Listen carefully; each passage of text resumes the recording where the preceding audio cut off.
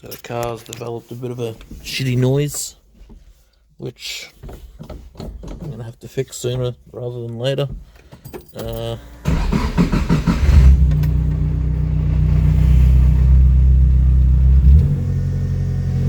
Basically, take my foot off the clutch.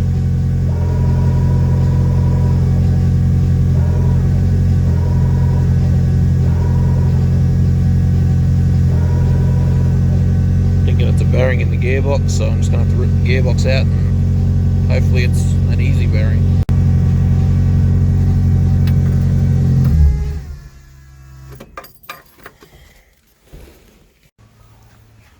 Got the gearbox out. Might need to take the engine out to put it back in, but I'm thinking if I just shave some corners, you can see that one's hit hard. If I shave this down a bit, I might be able to get it back in, maybe even make it the whole thing skinnier on the top. Yeah.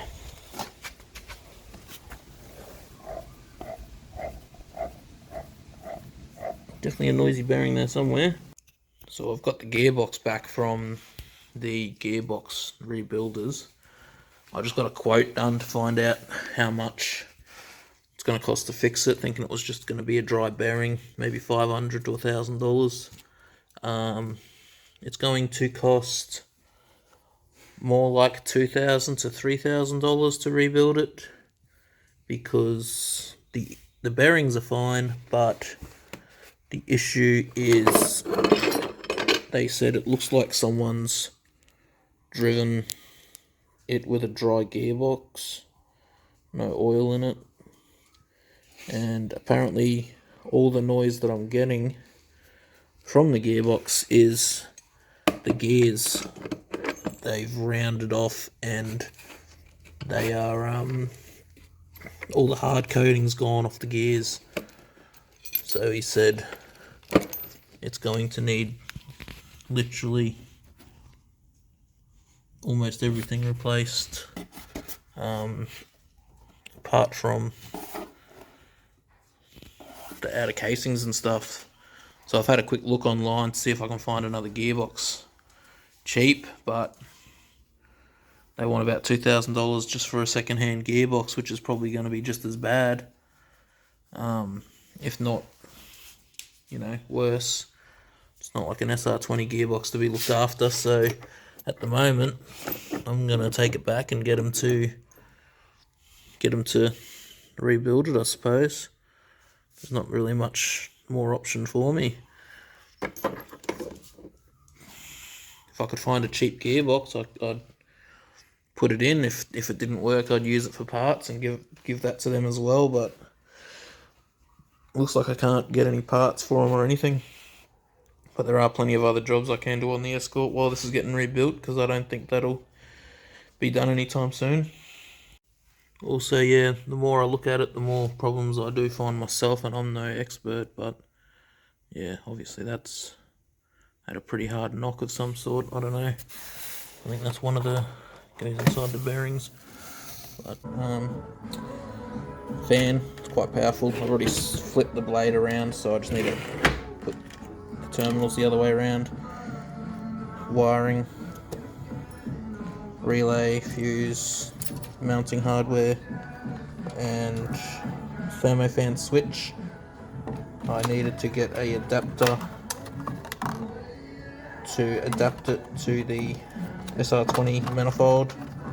I didn't want to drill extra holes or use extra things, so that should go into the SR manifold, and then that should go into that, but I do have to drill out this hole because it's too small. So I'll just drill that out, and then that can screw into that and mount up the rest.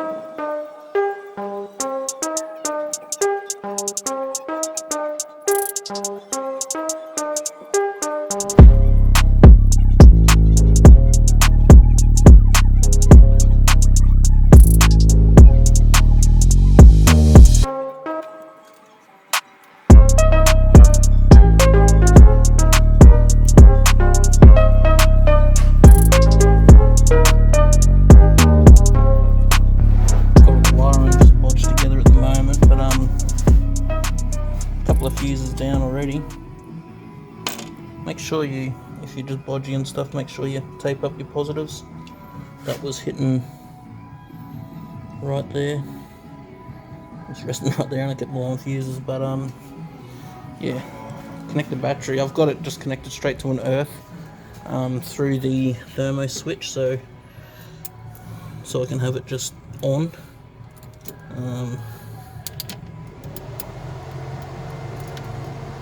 There we go, you can hear the fan working already.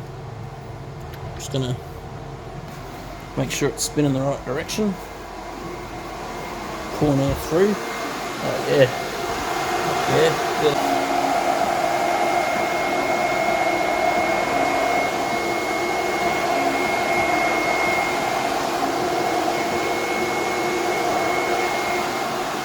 Awesome.